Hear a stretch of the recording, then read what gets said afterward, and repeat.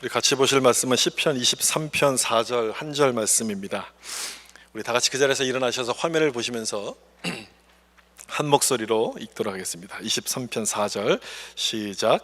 내가 사망의 음침한 골짜기로 다닐지라도 해를 두려워하지 않을 것은 주께서 나와 함께 하심이라. 주의 지팡이와 막대기가 나를 안위하시나이다. 아멘. 우리 앉으실 때 말씀의 은혜 받으세요. 인사하면서 앉도록 하겠습니다. 말씀의 은혜 받으세요. 아멘. 두 개의 골짜기라는 제목으로 말씀을 나누겠습니다. 철로 역정에 대한 스토리를 중심으로 우리가 말씀을 생각해 보는 중인데요. 지난 시간에 주인공 크리스찬이 아름다운 집에 가서 무기고에서 온몸에 무장을 하고 나왔다는 부분까지 말씀을 드렸습니다. 여러분 혹시 기억하십니까? 이 아름다운 집의 위치가 어디였는지 혹시 기억하십니까? 그 고난의 언덕 끝부분에 이 아름다운 집이 있었죠. 꼭대기에 있었으니 이 집을 나오게 되면 그 다음 어떤 길로 이어지겠습니까? 위에서부터 내려오는 그 내리막길로 이어질 겁니다. 그 길이 굉장히 미끄러웠습니다. 굉장히 미끄러워서 조심조심 내려왔지만 이 크리스찬은 여러 번 거기서 이제 넘어지게끔 되죠. 이 길이 가파르고 이렇게 미끄러웠던 것은 이 길이 겸손의 골짜기로 이어지고 있기 때문에 그렇습니다. 겸손의 골짜기. 이름이 좀 특이하지 않습니까, 여러분? 겸손의 골짜기. 보통 고난의 골짜기 이렇게 불러야지 맞는 것 같은데 철로역정에서는 겸손의 골짜기라고 이름을 부릅니다. 이곳을 지날 때는 몸을 낮추지 않으면 넘어질 수 있기 때문에 그런 것이고, 선줄로 생각한 자는 넘어질까 조심하라는 말씀처럼 겸손해야지만 통과할 수 있고, 이 골짜기를 통해서 겸손을 배우게 되기 때문에 겸손의 골짜기라고 그렇게 불렀을 것입니다. 우리 인생을 돌아봐도 여러분 그렇지 않습니까? 이런 골짜기를 지나는 것 같은 그런 느낌을 받을 때가 우리 가운데 있잖아요. 아주 조심했지만 그럼에도 미끄러져서 넘어질 때가 있어요. 그때는 잘 몰랐는데 시간이 지나고 나서 보면은 그 골짜기를 통해서 겸손을 배우게 하셨구나, 우리가 그런 것들을 이렇게 느끼게 되죠. 그래서 고난의 골짜기라고 부르지 않고 겸손의 골짜기 이렇게 불렀을 것입니다. 어떤 사람이 쓴 그 골짜기라는 제목의 시가 있는데요, 그 시에도 이런 비슷한 내용이 나와요. 잠깐 좀 읽어드릴게요. 삶은 때로 견디기 힘들어 보인다네. 슬픔과 고통, 재앙만 가득하고, 그런데 그때 난 기억할 것이 있다네. 그건 그 골짜기에서 내가 잘한다는 것일세. 내가 잘한다는 것일세. 인생에서 만나게 되는 그 골짜기의 의미를 아주 정확하게 설명하고 있지 않습니까? 힘들죠. 힘들지만 그것을 통해서 우리를 잘하게 하십니다. 따라서 이 골짜기를 통과할 때는 불평하기보다도 여기에도 하나님의 뜻이 있다는 그 사실을 우리가 믿어야 되는 것이죠. 오늘 살펴보게 될 이 철로역정의 스토리가 바로 그 부분을 우리 가운데 보여줍니다. 주인공 크리스찬이 겸손의 골짜기에 딱 들어서니까 아주 무섭게 생긴 괴물이 이 크리스찬을 기다리고 있었어요. 이 괴물의 이름은 아볼루온이라는 이름입니다. 요한계시록 9장에 나오는 무저갱의 사자 아볼루온, 바로 그 이름을 가졌어요. 무저갱의 사자입니다. 여기 있는 사진은 그 철로역정 기념교회에 있는 그 스테인드 글라스 중에 한 장의 그림인데, 그 날개 달린 용의, 이렇게 보이시나요? 날개 달린 용의 모습으로 이렇게 아볼루온을 묘사합니다. 지금 우리가 보기에는 좀 우스워 보이죠. 좀 우습게 보이는데 아마도 그 당시에는 생각할 수 있는 가장 무서운 모습을 아마 표현했을 겁니다. 이 아볼루온이 크리스찬을 딱 보더니 이렇게 소리를 칩니다. 너가 믿는 하나님은 너를 구원할 리가 없다. 만약 구원했다면 왜 나를 만나게 해서 너를 이렇게 힘들게 하는 거냐. 하나님은 너를 잊어버렸어. 이렇게 소리를 칩니다. 하나님은 너를 잊어버렸어. 인생의 골짜기를 만나게 될 때 우리 입에서 불평이 나오는 이유는 바로 그것 때문에 그것 아닙니까? 나는 하나님을 잘 믿는데 왜 나에게 이런 일이, 하나님이 나를 잊어버렸나? 그래서 우리가 불평을 하게 되는데, 여러분 그 생각을 누가 주는 생각입니까? 그 생각이요, 사탄이 주는 생각이라는 거죠. 하나님은 골짜기를 통해서 우리를 잘하게 만드시는데 사탄은 우리를 이렇게 넘어뜨리려고 하는 겁니다. 그래서 하나님은 널 잊어버렸어, 이렇게 얘기를 하는 거예요. 그리고 그 말이 끝난 다음에 또 이런 말을 합니다. 너는 하나님께 순종하지 못했는데 복을 주실 거라고 기대하지 마라. 복 주실 거라고 기대하지 말라. 이렇게 이제 또 소리를 쳐요. 하나님의 사랑을 의심하도록 만드는 거예요. 의심하고 섭섭한 마음을 갖게 해서 불평하도록 만드는 것이 바로 사탄의 전략입니다. 그래서 보통 마귀를 부를 때 뭐라고 부릅니까? 섭섭마귀, 이런 얘기 많이 들어보셨죠? 섭섭마귀예요. 그게 사탄의 전략인 거예요. 섭섭마귀 뭐 일으키면 딱 보면 이 별거 아닌 것 같죠? 뭐 그 정도는 내가 다 물리칠 수 있어, 여러분 이렇게 생각이 드시지만 이게 아주 위협적입니다. 한번 섭섭한 마음이 딱 들면요, 모든 게 다 섭섭하게 보이기 시작해요. 그동안 내가 은혜라고 생각하고 감사해 왔던 그 모든 것들도 왜 나에겐 그것밖에 안 주는 거야? 난 더 받아야 되는데 왜 나에게 이것밖에 안 주지? 불평으로 바뀌게 되면서 모든 걸 다 삐딱하게 봅니다. 천로역정은 이 모습을요, 저 아볼론이 크리스찬에게 불화살 막 쏘아대는 모습을 가지고 묘사를 해요. 믿음의 방패를 갖고 그걸 막아봤지만 손과 발에 이 상처를 입게 됩니다. 섭섭마귀의 공격이 우리에게는 아주 치명적이라는 거예요. 상처를 받을 수 있다는 거예요. 그러면 왜 상처를 받을 수 있는 이 골짜기를 통과하게 하시는 걸까? 앞에서 말씀을 드린 것처럼 이 골짜기를 통해서 하나님은 우리를 잘하도록 만들기 원하셔서 그래요. 잘하게 만드시려고. 사도 바울의 고백을 통해서 우리가 그 부분을 좀 확인할 수 있는데, 여기 고린도후서 12장 7절을 보시면요, 여러 계시를 받은 것이 지극히 크므로 너무 자만하지 않게 하시려고 내 육체의 가시 곧 사탄의 사자를 주셨으니 이는 나를 쳐서 너무 자만하지 않게 하려 하심이라. 육체의 가시, 바울이 갖고 있었던 고질병을 말하는 겁니다. 근데 그것을 뭐라고 지금 부릅니까? 사탄의 사자. 그걸 가지고 그걸로 이용해서 하나님께 순종하지 못하도록 괴롭혔다는 거예요. 그걸 가시라고 부르잖아요.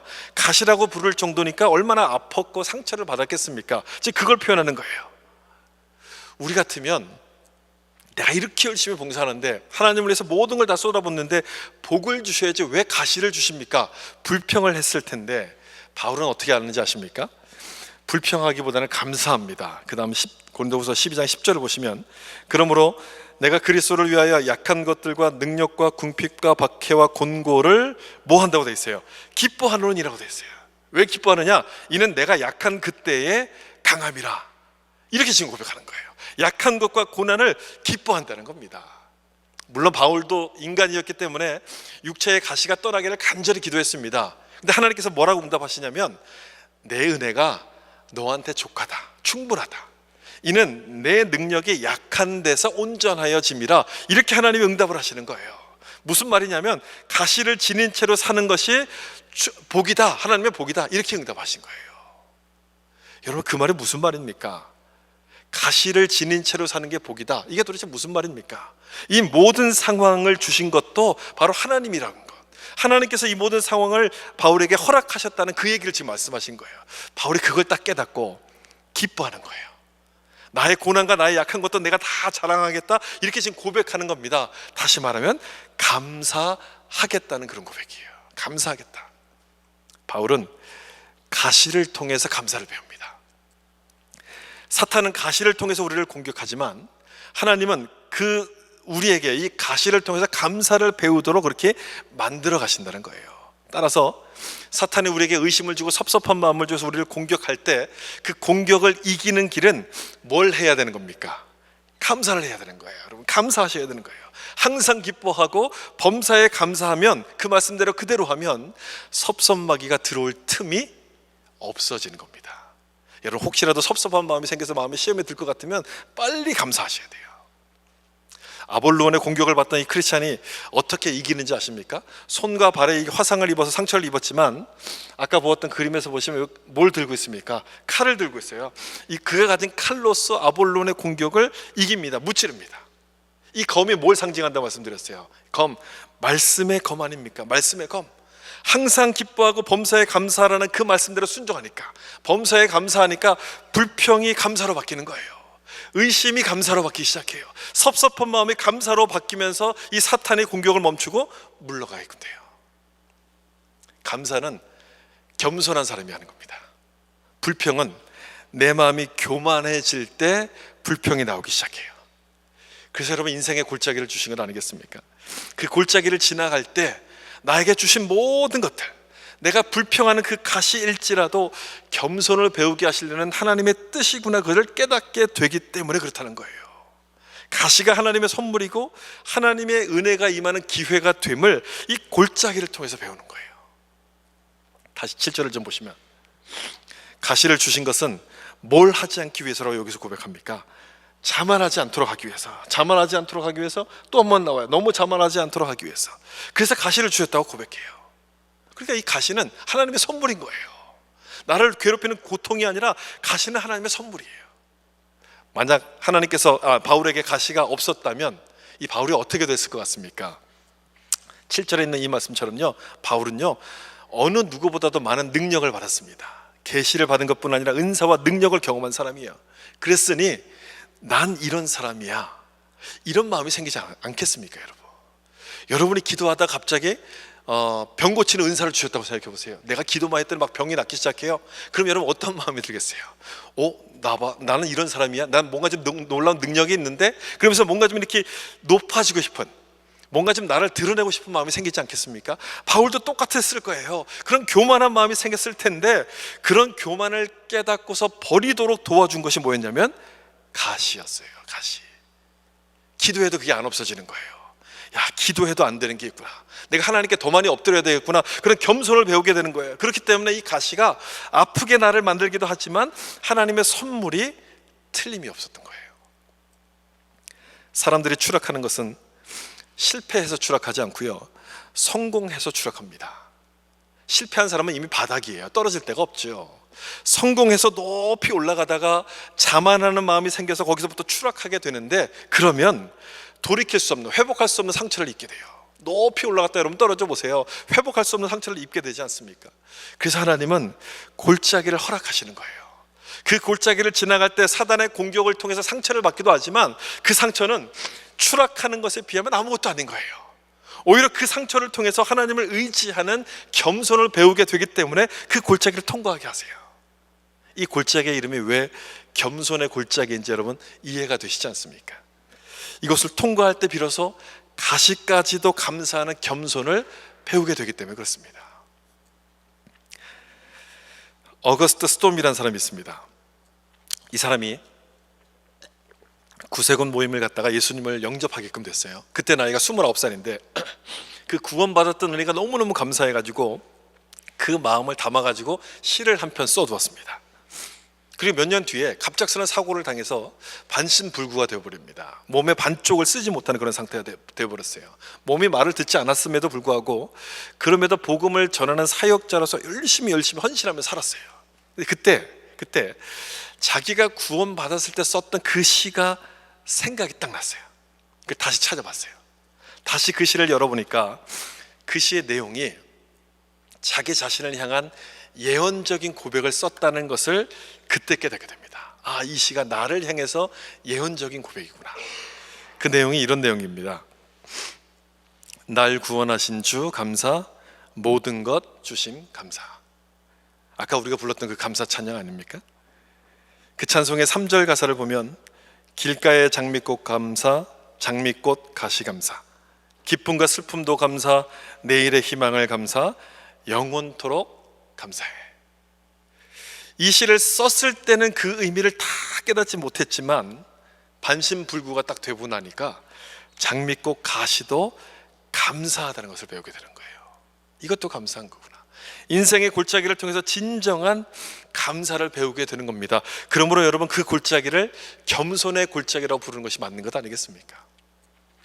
이 골짜기를 통과할 때 상처를 받기도 하지만 여러분 더 중요한 게 있어요. 상처를 여러분 두려워할 필요가 없습니다. 왜냐하면 그 상처를 주님이 치유해 주시기 때문에 그래요.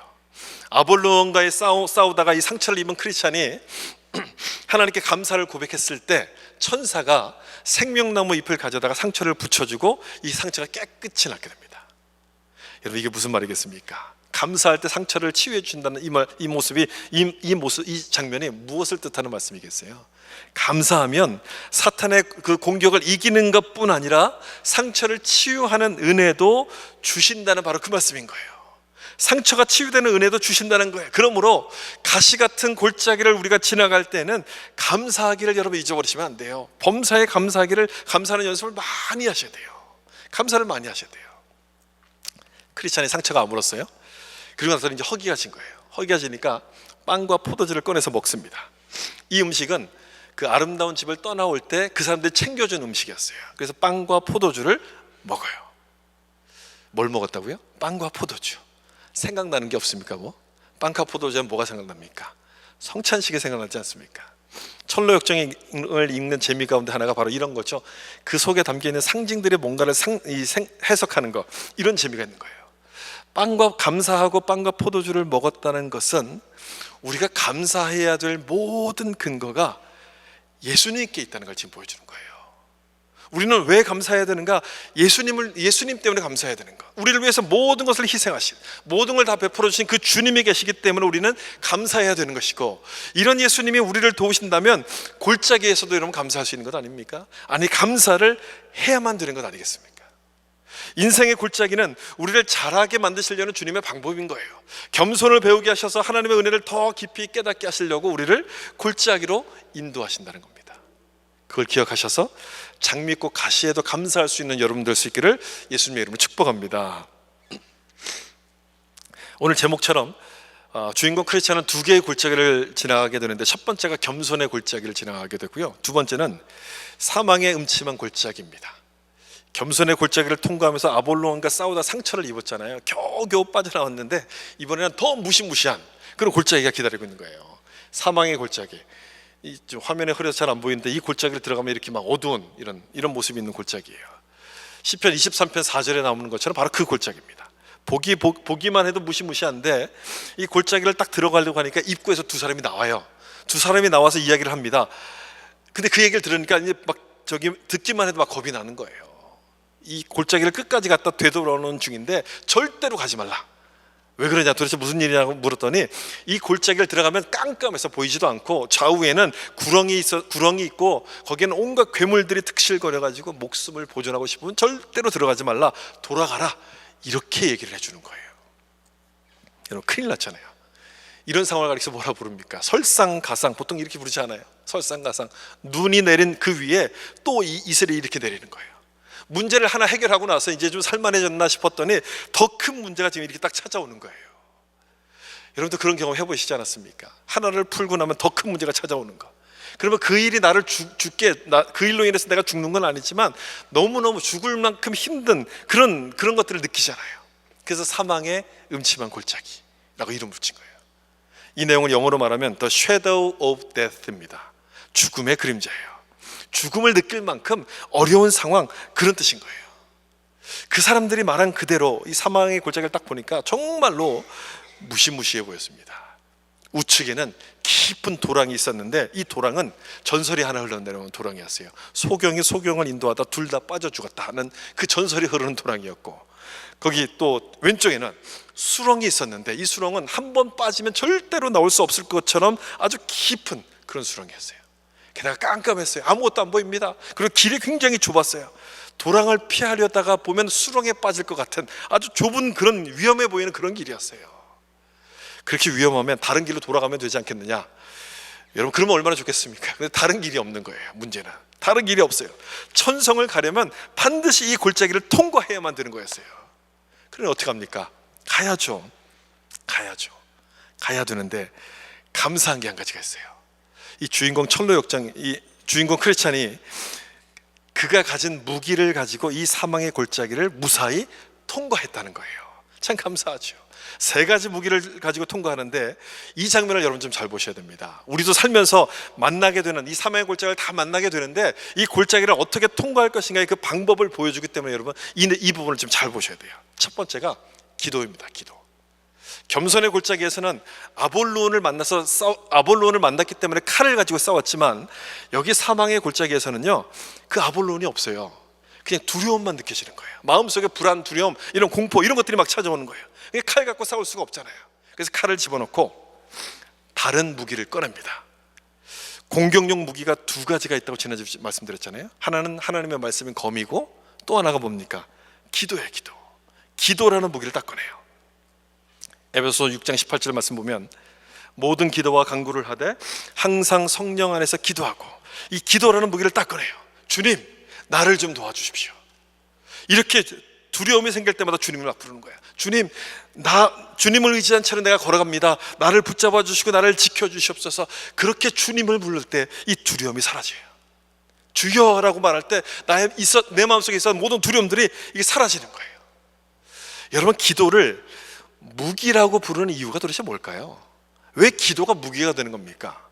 내 힘을 의지하기보다는 하나님을 의지하기 때문 아닙니까? 내 힘으로는 안 된다는 것을 알고 하나님을 의지하기 때문에 이 기도가 무기가 되는 것인데, 이 말씀을 잘 보시면 모든 기도라고 되어 있어요. 모든 기도, 내가 할 수 있는 모든 방법을 다 동원해서 하나님을 의지한다는 거예요. 그렇기 때문에 이 기도가 무기가 되는 거예요. 때로는 길게 기도하고, 때로는 부르짖어 기도합니다. 아니면 짧게 기도하기도 하고, 침묵으로 기도하기도 합니다. 새벽에도 기도하고, 밤에도 기도하고, 낮에도 기도해요. 집에서도, 직장에서도, 내가 걸어가면서도 기도하고, 운전하면서도 기도하는 거예요. 그렇게 내가 할 수 있는 모든 방법을 다 동원해서 드리는 기도가 모든 기도인데, 그렇게 하나님을 찾으면 하나님께서 응답하시지 않겠습니까? 당연히 응답하시는 거예요. 당연히. 그 다음에 보면 또한 항상 성령 안에서 기도하고라 되어 있어요. 이건 어떻게 하는 겁니까, 여러분? 성령 안에서 기도하는 거 어떻게 하는 겁니까? 이건 아닐 거예요. 분명 억지로 막 드리는 기도, 이건 성령 안에서 하는 기도가 아닐 거예요. 억지로 드리는 기도가 아니겠죠. 나도 모르게 마음속에 울림이 생기고 감동이 생겨서 내 뜻보다는 하나님의 뜻을 구하는, 정말 하나님의 뜻이 이루어지길 간절히 구하는 그런 상태가 바로 성령 안에서 드리는 기도 아니겠습니까? 처음부터 이렇게 안 되죠. 물론 기도하려면 억지로 시작해야 돼요. 누가 하라고 해서 마지못해 시작해야 돼요. 근데 그렇게 기도하다 보면 내 마음속에서 나도 모르게 그런 감동이 생기는 거예요. 그러면서 하나님의 뜻을 구하게 되는데, 바로 그런 기도가 성령 안에서 드리는 기도예요.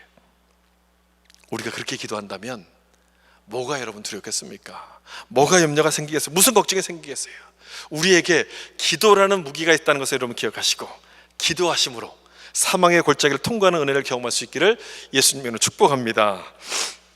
그렇게 기도하면서 이 크리스찬이 계속해서 걸어가는데 사탄의 공격이 멈추질 않습니다. 방법을 계속 바꿔가면서 공격해요. 이번에 어떻게 하냐면, 크리스찬의 귀에다가 하나님을 비난하는 말을 소근소근 거리기 시작했어요.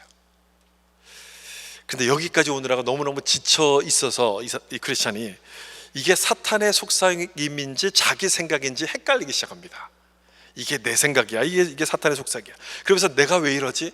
나를 사랑하시는 하나님을 내가 막 비난하다니 이걸 떨쳐버리려고 해도 소용이 없어요. 귀를 막아도 사라지지 않아. 계속해서 들려오는 거예요. 여러분들도 그런 경험 있지 않습니까? 나도 모르게 하나님을 원망하고 있을 때, 여러분 그런 때가 있잖아요. 그러면 안 되는다라고 생각하면서도 계속 그 생각이 나는 거예요. 그 생각이 떠나가지 않는 거예요. 이게 누가 주는 생각이냐면 사탄이 우리 가운데 주는 생각이에요. 사탄이. 귀를 막아도 들려요. 고개를 막 흔들어도 사라지지 않아요. 여러분 그럴 때는 어떻게 해야 합니까? 주인공 크리스찬도 바로 이런 상황에서 막 힘들어하고 있었는데 앞에서 어떤 소리가 하나가 이렇게 딱 들려오기 시작해요. 가만 들어보니까 시편 23편 4절을 암송하는 소리였어요. 여기 이 말씀 나오죠? 같이 한번 읽어보겠습니다. 내가 사망의 음침한 골짜기로 다닐지라도 해를 두려워하지 않을 것은 주의 지팡이와 막대기가 나를 안위하시나이다. 아멘. 주께서 나와 함께 하심이라. 이 소리가 막 들리기 시작하는 거예요. 그래서 누가 암송하는가를 궁금해서 막 불렀는데 워낙 큰 목소리로 암송을 하다 보니까 대답이, 자기 목소리를 못 들었는지 대답이 없는 거예요. 그래서 그 소리를 딱 듣고서 그래 그럼 나도 한번 해보자 이런 마음이 생겼어요. 그래서 그 말씀을 따라하기 시작하는 거예요. 내가 사망의 음침한 골짜기로 다닐지라도 주께서 나와 함께 하십니다. 주께서 나와 함께 하십니다. 그렇게 암송하다 보니까 갑자기 담대한 마음이 생기기 시작해요. 갑자기 담대한 마음이 생겨서 시작해요. 저 사람에게 함께 하시는 하나님이 저 사람에게도 함께 하신다면 나에게도 함께 하신다는 마음이 갑자기 생기는 거예요. 그리고 지금 이 길을 걷고 있는 것이 나만 이 길을 걷는 게 아니라 저 사람도 같이 걸어가고 있는 것이구나, 믿음의 사람 모두가 다 이 길을 걷는 거구나, 이런 마음이 딱 생기니까 두려움이 사라지면서 마음의 평안이 찾아오기 시작합니다. 여러분 이것이 말씀이 주시는 능력이에요. 능력. 여러분도 그런 경험 해보셨습니까? 말씀이 주시는 능력. 이런 경험을 여러분 해보셔야 돼요. 두려워지면 이 말씀을 여러분 암송해 보세요. 주께서 나와 함께 하십니다. 이 말씀을 여러분 암송해 보세요. 마음이 힘들 때마다 시편 23편 이 4절 말씀을 그냥 외워보세요. 그냥 외워보세요. 그냥 외우고 반복해서 묵상하다 보면 걱정으로 가득 찼던 내 마음속에 한 줄기 빛이 비치는 경험을 하게 될 거예요. 주의 말씀은 내 발의 등이요 내 길에 빛이니이다. 그 경험을 여러분 하게 되는 거예요. 두려웠던 마음이 사라지는 걸 경험하시게 될 거예요. 하나님 말씀이 정말 능력이구나 힘이구나 하는 것을 경험하시게 될 거예요. 종교개혁자였던 루터와 칼빈도 그걸 똑같은 걸 경험했어요. 교회의 전통이나 수행, 의식 이걸 지키는 것도 참 중요하지만 성경이야말로 우리에게 가장 중요한 진리가 된다는 것을 깨달았어요. 자기 죄에 대한 그 죄책감을 어떻게든지 없어지지 않았는데 이 죄책감이 오직 의인은 믿음으로 말미암아 살리라. 그 말씀 하나를 읽는 순간 모든 죄책감들이 다 사라진 거예요.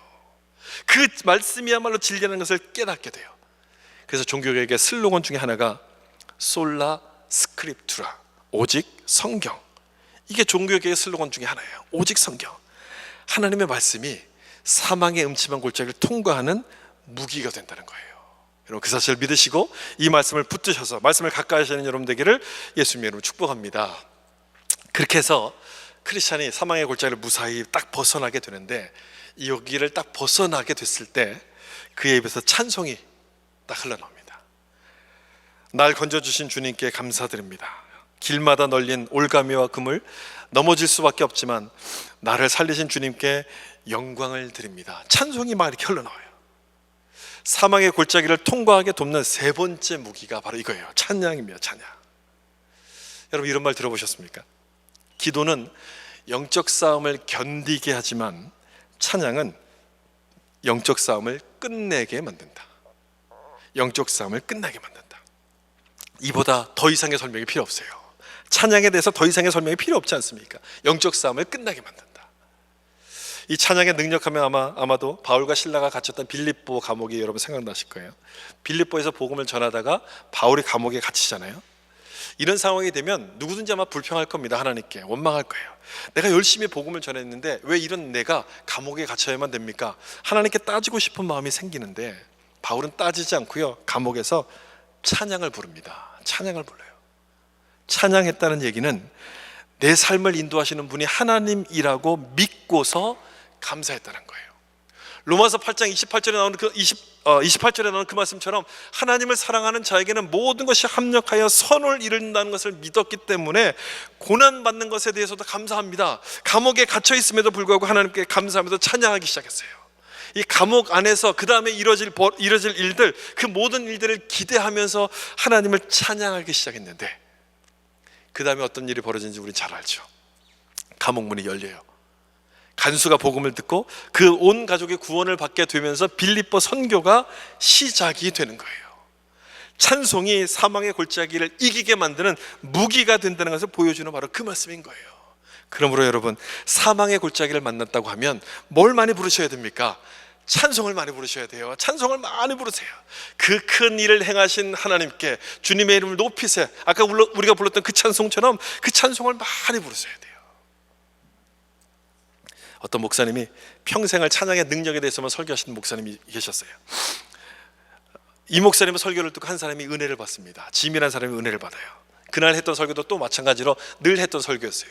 범사에 감사하라는 말씀은 범사에 찬양하라는 뜻이고 그런 자에게는 모든 것이 합력하여 선을 이룬다고 설교했는데 그 설교를 듣고 짐이라는 사람이 은혜를 받았어요. 그 자기 아내에 가서 이야기합니다. 우리가 알코올 중독자인 아버지를 변화시켜 달라고 기도했는데 오늘 설교를 듣다 보니까 이런 상황을 주신 하나님의 섭리에 대해서 감사하지 못한 것 같소. 우리가 이제부터 감사합시다. 그랬더니 아내가 하는 말이 이런 상황에서 어떻게 감사합니까? 이렇게 되물었는데 짐은 그 목사님께 들었던 얘기를 그대로 전해줘요. 우리는 모든 것이 합력하여 선을 이룰 하나님을 믿는 사람들 아닙니까? 그래서 범사에 감사해야 되고 감사가 곧 하나님을 찬양하는 거라고 설명을 해줬어요. 그리고 그날부터 아버지를 생각하면서 감사하기 시작합니다. 아버지를 주신 것에 대해서도 감사하고 또 이 아버지에게 행하실 하나님의 일을 기대하면서 감사하기 시작했어요. 매일매일 그렇게 감사하기 시작했어요. 근데 한 주일이 지났어요. 다음 주일 저녁이 되자 아버지가 이런 말을 하는 겁니다. 얘야, 나 같은 사람도 예수 믿으면 알코올 중독에서 구원받을 수 있을까?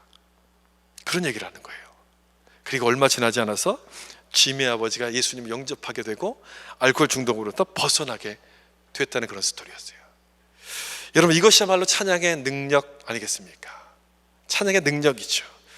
우리가 하나님을 신뢰하고 찬양하면 그때부터 하나님이 우리를 대신해서 싸워주시는 거예요. 하나님을 찬양하는 게 무기가 되는 것은 그 찬양을 통해서 하나님이 우리를 대신해서 싸우시기 때문에 우리의 무기가 되는 거예요. 그렇게 하셔서 사망의 음침한 골짜기를 통과하도록 도와주신다는 그 사실을 우리가 믿으셔야 되는 거예요. 그 사실을 확신하셔야 돼요. 붙잡으셔야 돼요. 다시 한번 우리에게 주신 무기가 뭔지 좀 생각해 보세요. 기도와 말씀, 그리고 찬양, 감사라는 무기를 주셨어요. 이런 무기를 주신 것은 우리가 반드시 두 개의 골짜기를 통과해야만 되기 때문에 그렇습니다. 이걸 통과하지 않는다면 무기를 주실 이유가 없죠. 이걸 통과해야 되기 때문에 이걸 무기를 주셨는데, 그곳을 지나가게 될 때 상처를 받을 때도 있지만 낙심하지 말라고, 포기하지 말라고 싸울 무기를 주신 거예요. 싸워서 이기라고 이 무기를 여러분께 주신 거예요. 여러분, 이 무기를 사용하고 계십니까? 여러분 중에는 지금 이런 골짜기를 지금 지나가고 계신 분들도 계실지도 모르겠어요. 여러분, 그 골짜기를 지나가고 있을 때 기도란 무기를 사용하십니까? 찬양과 감사의 무기를 여러분 사용하고 계십니까? 찬양을 많이 부르셔야 돼요. 그 큰 일을 행하신 하나님께. 그 찬송을 잘 모르면 그냥 유튜브에서 찾아서 틀어놓고 계속해서 부르세요. 찬양을 많이 부르셔야 돼요. 감사를 많이 하셔야 돼요. 감사를 많이 하셔야 돼요. 감사하다 보면 내 마음이 감사한 것을 받게끔 돼 있어요. 그렇게 어떤 상황에서도 하나님을 찬양하고 감사하는 여러분 되셔서 날 위해서 싸우시는 주님의 능력을 경험할 수 있기를 예수님의 이름으로 축원합니다. 기도하겠습니다. 우리 말씀을 기억하시면서 기도했으면 좋겠습니다. 우리가 인생 가운데서 참 살다 보면 어려운 골짜기들을 만날 때가 있습니다. 두 개의 골짜기를 말씀하셨는데, 그 골짜기를 만난다 할지라도 우리는 넘어지지 않습니다. 패배하지 않습니다. 우리에게 싸울 무기를 주셨기 때문에 그렇습니다. 그 무기가 말씀과 기도, 그리고 찬양과 감사입니다. 여러분, 이걸 생각하면서 내가 이것을 가지고 지금 내가 처해 있는 상황 가운데서 잘 견뎌서 싸워서 이기게 하여 주시옵소서. 주의 은혜를 믿습니다. 나와 함께 하여 주시옵소서. 이렇게 한번 다짐의 기도를 우리 같이 한번 드리도록 하겠습니다. 하나님 아버지, 감사합니다. 우리 가운데 은혜를 주시고